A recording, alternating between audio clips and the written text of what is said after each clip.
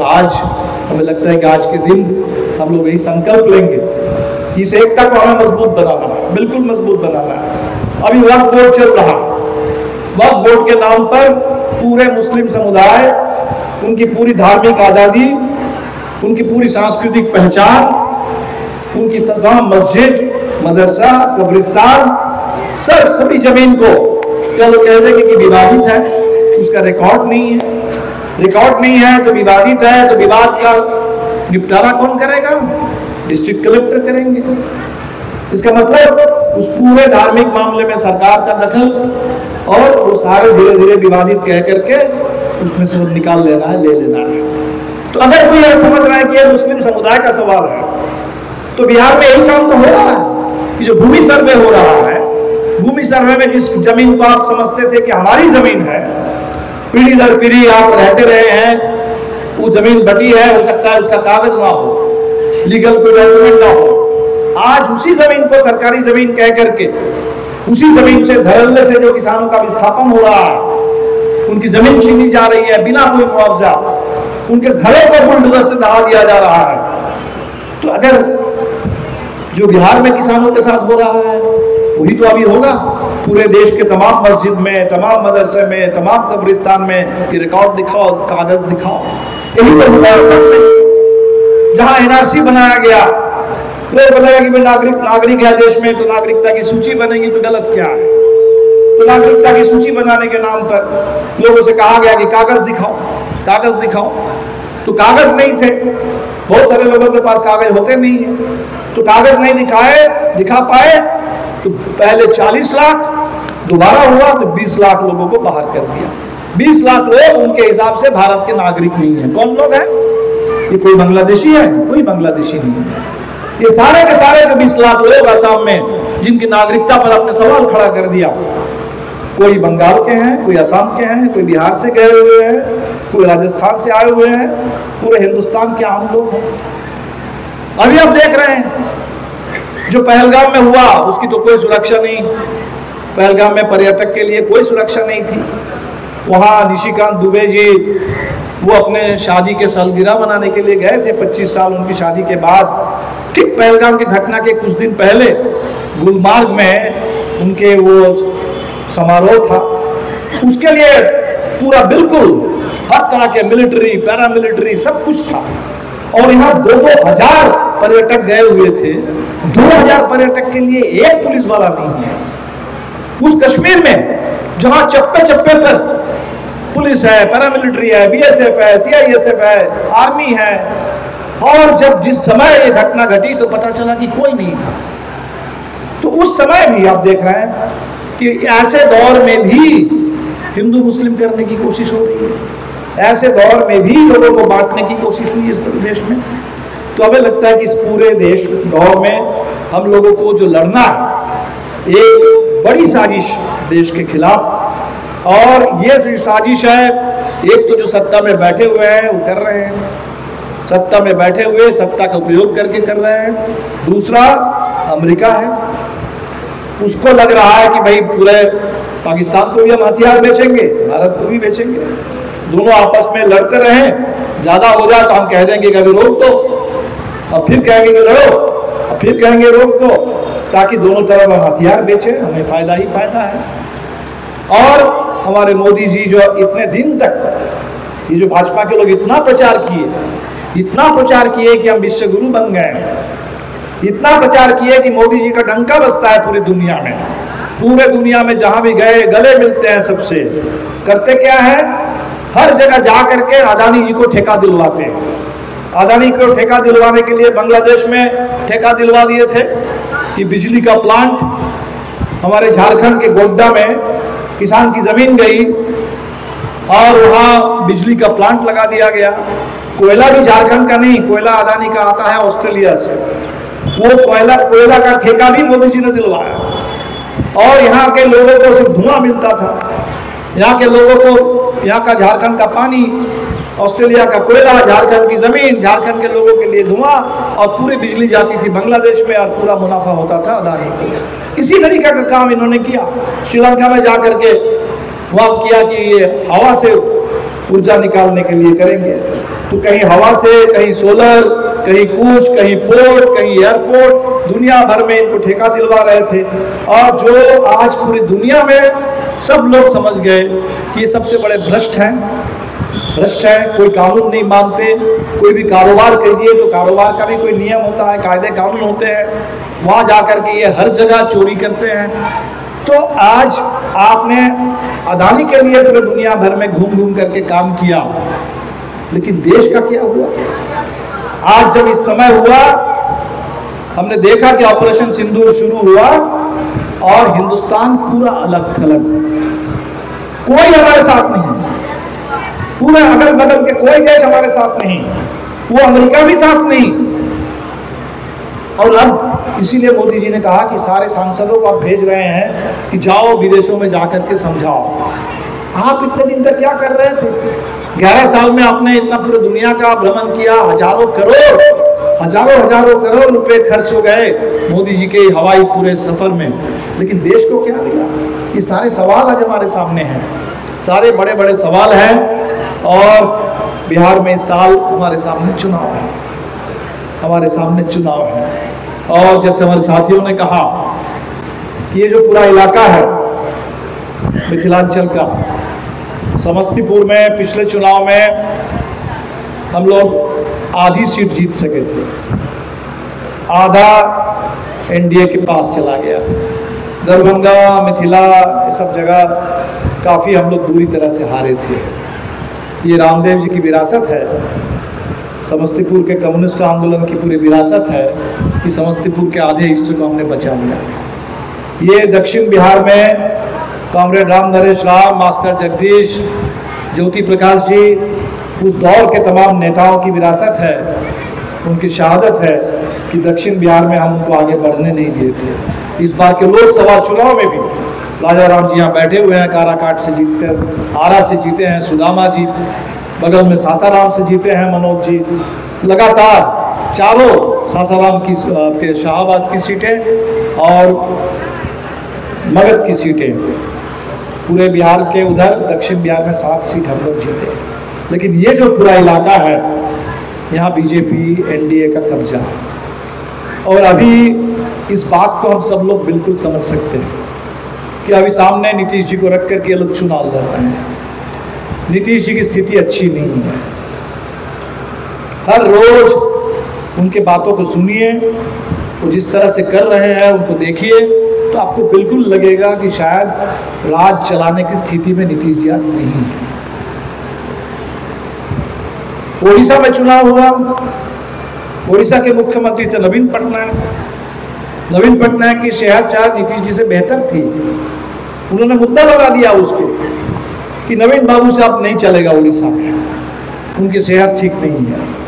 यहाँ नीतीश जी के बारे में लोग पूछना चाहते हैं कि भाई उनको हुआ क्या है, उनको अगर एक तरह से आराम चाहिए तो आराम दीजिए, इलाज चाहिए तो इलाज हो, मुख्यमंत्री है।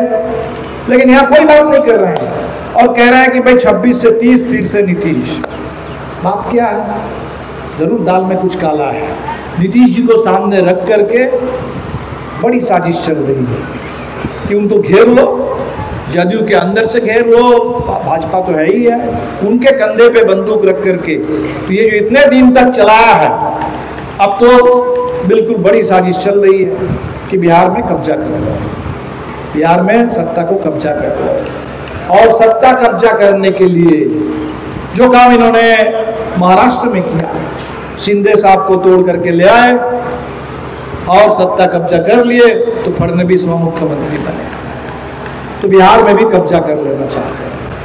और कब्जा करके होगा क्या? हमारे साथियों ने बताया कि जो उत्तर प्रदेश में किया वही अब बिहार में करने की कोशिश है। उत्तर प्रदेश जहाँ लोग कहते हैं कि बुलडोजर राज चल रहा है, बुलडोजर सबके लिए, मुस्लिम के लिए, दलित के लिए, गरीब के लिए, किसान के लिए। उसी उत्तर प्रदेश में लखीमपुर, पूरे देश में किसान आंदोलन हो रहा था, उस किसान आंदोलन के सामने सरकार को झुकना पड़ा, उन 3 कानूनों को वापस लेना पड़ा। लेकिन उत्तर प्रदेश के लखीमपुर में वहाँ जैसे आपके यहाँ एक कोई गृह मंत्री हैं नित्यानंद राय जी, उसी तरह के एक गृह मंत्री वहाँ भी थे और उनके बेटे ने, अब देख लीजिए क्या रोब-दाब है इन लोगों का, गाड़ी चला करके किसान जो धरने पे बैठे हुए थे किसानों को रोक दिया। यही है उत्तर प्रदेश, यही है बुलडोजर राज। वो बुलडोजर राज अब बिहार में लाना चाहते हैं। इसलिए हमारे सामने फांसीवाद जो है वो तो बड़ा सवाल है, पूरे देश के लिए है, लेकिन उस फांसीवाद का प्रयोगशाला जैसे गुजरात है, जैसे उत्तर प्रदेश बना है, अभी थोड़ा बहुत उसमें सामने नीतीश जी है, अभी पूरी तरह से नहीं कर पाए, तो इसको पूरी तरह फांसीवाद का प्रयोगशाला बनाना चाहते हैं। और अगर ये फांसीवाद का प्रयोगशाला बिहार बन जाएगा, इसका मतलब वो सामंती हिंसा, वो जो पूरे दलितों के खिलाफ, महिलाओं के खिलाफ सामंती उत्पीड़न, जिससे हमको लगा कि हम छुटकारा पा लिए हैं, फिर हमें पीछे धकेलने की पूरी कोशिश होगी। वो जो पूरे बिहार में आप देख रहे हैं कि कहीं कोई ना कल कारखाना है, तो खेती बाड़ी उसका कोई विकास तो हुआ नहीं। सबसे पहले मंडियों को खत्म किया गया, तो बिहार में किया गया। एपीएमसी एक्ट को खत्म कर दिया गया, कोई मंडी नहीं है। अगर कुछ उत्पादन होता है, कभी मखाना की बात करते हैं, कभी मक्का की बात करते हैं, उसके आधार पर कोई उद्योग बिहार में नहीं है, उसकी कीमत बिहार के किसानों को नहीं मिलती। पूरे अभी मोदी जी आने वाले हैं, पूरा दक्षिण बिहार में हम देखते हैं सोन नहर को लेकर के लोग परेशान हैं। वो सोन नहर अंग्रेजों के ज़माने में बने थे और उसी प्रणाली से आज भी सिंचाई है, लेकिन उसका कहीं कोई आधुनिकीकरण नहीं हुआ। आपके उधर लोग एक मांग करते हैं और यहाँ जहाँ लोग बांध चाहते नहीं हैं, कह रहे कि बांध बनने से बागमती पर हमारा पूरा इलाका डूब जाएगा। चंपारण में लोग कह रहे हैं कि हमारा इलाका डूब जाएगा, और यहाँ जबरदस्ती जहाँ लोग चाहते हैं कि बने, हमें खेत में पानी मिले, वहाँ नहीं कर रहे हैं। जहाँ लोग नहीं चाहते हैं वहाँ थोपना चाहते हैं, तो किसान के लिए भी कुछ नहीं होगा। तो ऐसे एक स्थिति में पूरे बिहार एक खतरनाक मोड़ पर है। बातें बिहार के लोगों को गुमराह करने के लिए मोदी जी बहुत कर रहे हैं। आए थे और बात करके चले गए, तुरंत यहाँ आकर के बोल के गए कि हम पूरे देश में, दुनिया में आतंकवाद मिटा देंगे, करेंगे। तो आतंकवाद के बारे में तो लोग आज भी पूछ रहे हैं कि भाई वो कौन लोग थे जो आए थे पहलगाम में, कहाँ से आए थे, गए कहाँ, क्या हुआ उनका, उसका तो कोई जवाब नहीं है। लेकिन इसी पहलगाम के दौर में अचानक इन्होंने कह दिया कि हम जातीय गणना कराएंगे, जाति गणना कराएंगे। वो क्या गया? कल तक जो कह रहे थे कि जाति गणना की मांग करना देश को बांटने की साजिश है, जातियों की गिनती की बात करना ये देश को कमजोर करने वाली साजिश है, आज अचानक क्यों हो गया? क्योंकि सामने बिहार का चुनाव है। बिहार का चुनाव है और इसीलिए बिहार के लोगों को गुमराह करने के लिए आपने कह दिया कि हम जाति गणना कराएंगे। कब कराएंगे कोई नहीं मालूम, कब कराएंगे, कैसे कराएंगे, कुछ भी नहीं मालूम। तो ये बिल्कुल एक बड़ी साजिश है, इसको ठंडे रास्ते में डालने के लिए। कोई भी चीज को पकड़ो, उठाओ और ठंडे रास्ते में डाल दो, उसको खत्म कर दो। जो हमारे नीतीश जी ने ही रास्ता दिखाया, भूमि सुधार आयोग बनाया, आयोग की रिपोर्ट आई, ठंडे रास्ते में डाल दो। शिक्षा सुधार के लिए आयोग बनाया, आयोग की रिपोर्ट आई समान स्कूल प्रणाली के लिए, उस रिपोर्ट को ठंडे रास्ते में डाल दो। अभी बिहार में सर्वे हुआ था, सर्वे तो करके हम लोगों ने तो गिन लिया बिहार में किस जाति की कितनी आबादी है, वो गिनती तो हो चुकी है। और उसी गिनती के साथ साथ ये गिनती भी हुई है कि बिहार में लोगों की आमदनी कितनी है। 6000 से नीचे 1/3 बिहार है, 6000 से नीचे कम आमदनी उनकी है। उसके आधार पर तय हुआ था कि 2-2 लाख गरीब को मिलेगा, हर गरीब परिवार को, महागरीब परिवार को। उसके आधार पर तय हुआ था कि 65% आरक्षण बिहार के लिए लागू होगा, जैसे तमिलनाडु के लिए 69% है। तो सवाल तो यह है कि बिहार को 65% आरक्षण कैसे मिलेगा? बिहार को 65% आरक्षण तब मिलेगा जब पूरे देश में यह तय होगा कि आरक्षण का सवाल 9वीं अनुसूची में जाएगा, जिसको लेकर के कोर्ट में दखलंदाजी नहीं होगी कोर्ट की, और तय हो जाएगा कि जो 50% की सीमा है आरक्षण के लिए, वो सीमा का कोई मतलब नहीं है। देश में आबादी के हिसाब से, जरूरत के हिसाब से आरक्षण की सीमा बढ़ाई जाएगी। सवाल तो इस बात का है, घोषणा करो। सवाल तो है कि भाई देश में आप सरकारी नौकरी खत्म कर रहे हो, निजीकरण धड़ल्ले से चल रहा है, तो निजी क्षेत्र में आरक्षण होगा कि नहीं होगा, ये जो जरूरी सवाल है, इस पर कोई बात नहीं कर रहे हैं। और लोगों को गुमराह करने के लिए कह दिया कि भाई अब हो गया, तय हो गया कि मोदी जी कराएंगे जाति आधारित करना। तो ठंडे रास्ते में डालने के लिए, लोगों को गुमराह करने के लिए, चुनाव में लोगों के बीच में भ्रम फैलाने के लिए तमाम बातें हो रही है। लेकिन हमारे सामने बिल्कुल सीधा सवाल है कि बिहार को बचाना है, देश को बचाना है, उस संविधान की रक्षा करनी है, वो आज़ादी का आंदोलन, वो आज़ादी जो भगत सिंह, गांधी से लेकर के देश के तमाम नेताओं की शहादत से, उनकी कुर्बानी से जो आज़ादी आई थी, उस विरासत को मजबूत बनाना है, आगे बढ़ाना है। तो बड़ी लड़ाई है और बिल्कुल बिहार में इंडिया गठबंधन इसी के लिए बना, इसी के लिए बना है।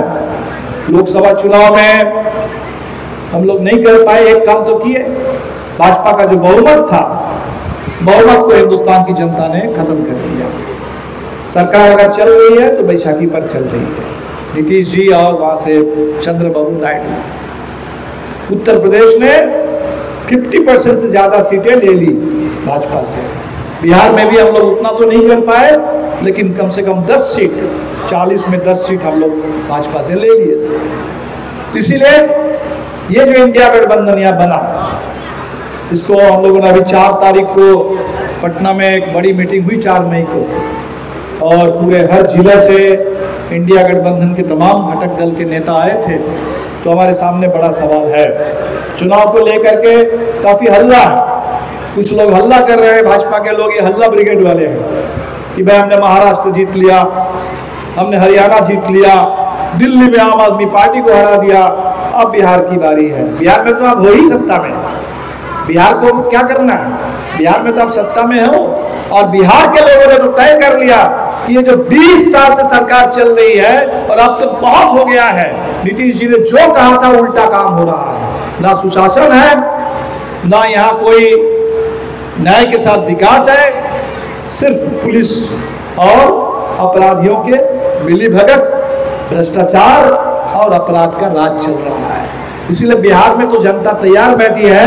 हमारे बगल में झारखंड है, झारखंड ने जिस तरह से भारतीय जनता पार्टी को सबक सिखाया, रोका, उसी तरह से इंडिया गठबंधन के नेतृत्व में हम बिहार में भी बिल्कुल इस पूरे सरकार को इस बार सत्ता से इसको सत्ता से बेदखल करेंगे।